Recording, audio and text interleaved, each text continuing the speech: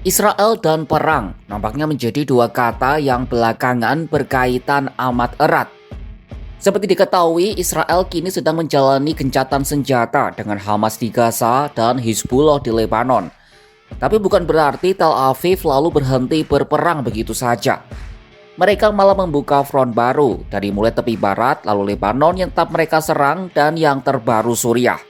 Padahal negara itu sedang berusaha pulih usai tumbangnya rezim eks-presiden mereka Bashar al-Assad. Daerah mana saja yang diserang Israel dan apa alasan penyerangan ini? Simak selengkapnya dalam video berikut.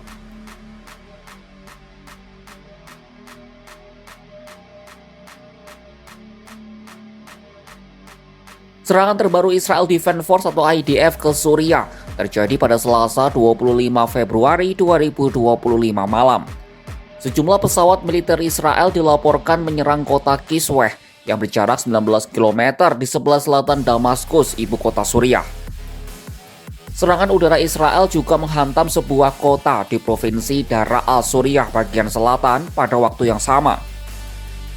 Serangan ini hanya beberapa jam setelah pemimpin baru Suriah, Ahmed al-Sar'a, menuntut Israel menarik diri dari wilayah yang direbutnya sejak jatuhnya rezim Assad. Lalu apa yang diincar Israel di Suriah? IDF mengklaim serangannya itu menargetkan lokasi-lokasi markas militer yang digunakan untuk menyimpan senjata-senjata. Israel menilai keberadaan aset dan pasukan militer di bagian selatan Suriah merupakan ancaman bagi warga Israel sehingga harus dihilangkan. Menteri Pertahanan Israel, Israel Katz, juga mengatakan serangan itu adalah bagian dari kebijakan baru untuk memastikan demilitarisasi di selatan Suriah. Katz menambahkan setiap upaya oleh pasukan Suriah atau kelompok militan untuk membangun kekuatan di tempat yang dianggap Israel sebagai zona keamanan akan ditanggapi dengan tembakan. Israel memindahkan pasukannya ke zona demilitarisasi yang diawasi Perserikatan Bangsa-Bangsa di Suriah setelah kelompok Hayat Tahrir al-Sham atau HTS menggulingkan mantan Presiden Bashar al-Assad pada Desember lalu. PM Israel Benyamin Netanyahu pun mengatakan pada Minggu 23 Februari 2025 bahwa Israel tidak akan mentolerir kehadiran HTS di Suriah Selatan atau kekuatan lainnya berafiliasi dengan penguasa baru Suriah dan menuntut demilitarisasi wilayah tersebut.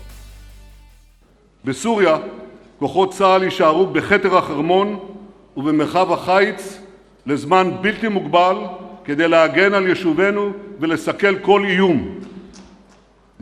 כדאי להקשיב. לא נאפשר לכוחות של ארגון ה-HTS או לצבא סוריה החדש להיכנס לשטח מדרום לדמשק. אנחנו דורשים פירוז מלא של דרום סוריה במחוזות קונטרה, דרה וסווידה מכוחות המשטר החדש. Serangan Israel itu pun mendapat kecaman dari rakyat Suriah yang turun ke jalan untuk memprotes serangan udara Israel.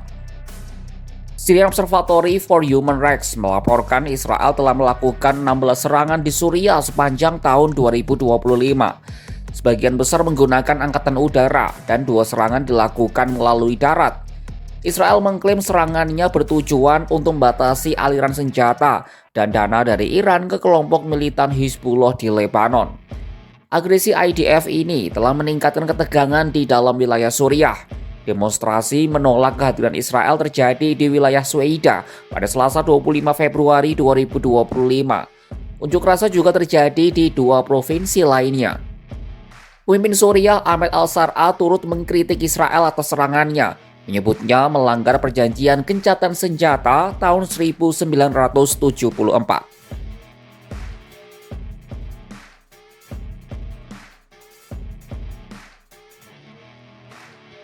Sejak kelompok Hayat Tahrir al-Sham alias HTS menggulingkan rezim Bashar al-Assad, Israel seolah mencuri kesempatan. Hingga Desember 2024, Israel telah menyerang Suriah lebih dari 400 kali. Setidaknya ada 4 alasan yang melatar belakangi serangan IDF ke Suriah. Yang pertama, untuk menghancurkan militer Iran. Alasan kedua IDF menyerang Suriah adalah untuk menghancurkan infrastruktur militer. Tel Aviv mengklaim mereka berusaha mencegah senjata-senjata strategis agar tidak jatuh ke tangan para ekstremis. Istilah ekstremis ini mereka terapkan ke sejumlah aktor, termasuk kelompok HTS yang kini menguasai Suriah. Israel mengatakan telah menargetkan fasilitas militer termasuk gudang senjata, depot amunisi, bandara, pangkalan angkatan laut, dan pusat penelitian. Merujuk laporan Politico, awal Desember 2024 lalu, Israel telah melancarkan sedikitnya 350 serangan udara terhadap sejumlah target di Suriah. Selanjutnya, alasan ketiga serangan IDF ke Suriah adalah untuk merebut dataran tinggi Golan. Satu hari usai rezim Assad lengser, tepatnya pada Senin 9 Desember 2024, tentara Israel dilaporkan telah memasuki dan merebut daerah dataran tinggi Golan saat pemerintahan Suriah tengah diambil alih oleh pemberontak. Aksi Israel ini mendapat kecaman dari masyarakat internasional, kecuali Amerika Serikat. Liga Arab juga telah mengecam Israel yang dinilai memanfaatkan jatuhnya Assad untuk memperluas pendudukannya di Suriah. Lalu alasan keempat alias terakhir, sejumlah tokoh Israel berpendapat Tel Aviv harus memanfaatkan momen untuk memecah Suriah. Benny Gantz, pemimpin partai oposisi Israel, menyebut momen ini menjadi kesempatan bersejarah bagi Israel untuk mengembangkan hubungan dengan kelompok-kelompok yang berseberangan dengan HTS. Israel tidak berhenti membuka front peperangan baru. Meski sudah di-stop di Gaza dan Lebanon, nyatanya mereka malah kembali menyerang Suriah. Alasannya pun klasik, yakni untuk menangkal bahaya yang mungkin terjadi terhadap Tel Aviv. Apakah serangan ini akan terus berlanjut? Saksikan kabar terkini dari Suriah hanya di kanal YouTube Kompas.com.